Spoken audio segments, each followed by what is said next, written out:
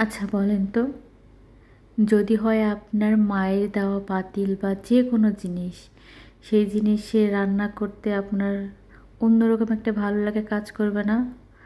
আমারও তো তাই। প্রতিটা মেয়ের বেলায় তেমনই হয়। মায়ের হাতের যে কোনো জিনিসই কিন্তু একটা মেয়ের কাছে অনেক দামি একটা জিনিস। সে যাই হোক, যেমন দামি হোক না কেন, এইটার আসলে আমার মনে হয় কোনো ব্যাখ্যা আমার কাছে নেই। মা বাবা, এটা আসলে অন্যরকম। তো এই পাতিলটা হচ্ছে আমি দেশ থেকে এনেছিলাম, আম্মু আমাকে কিনে দিছিল। আমার মনে চাচ্ছিল যে একটু দেশি সিস্টেমে বা আম্মুর সিস্টেমে একটু মাংস রান্না করতে। সবসময় কালা ভুনা বা অনেক স্মেল টাইপের রান্না খেতে খেতে ভালো লাগছিল না। মনে হচ্ছিল একটু দেশি স্টাইলে রান্না করব। তো যেই কথা সেই কাজ, আম্মুর দেওয়া পাতিলে আম্মুর মতন সিস্টেমে রান্না করলাম।